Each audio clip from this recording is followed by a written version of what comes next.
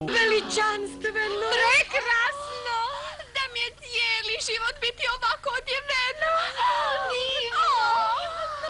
Izvinjavam se, moje dame, da nisam u stanju riječima opisati svu ljepotu i preljeve boja koje se upravo pred vašim očima sjedinjuju u čvrsto tkivo božanstvene tkanine. Gledajte, moje dame, i uživajte.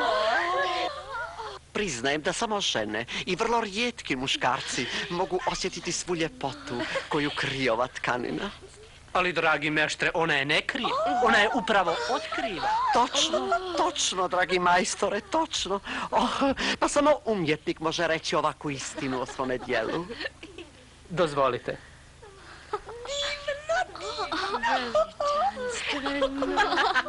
Izvolite pogledati. Opipajte slobodno. Nevjerovatno.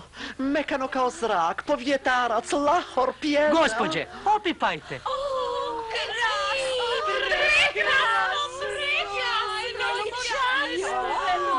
Ti ćeš imati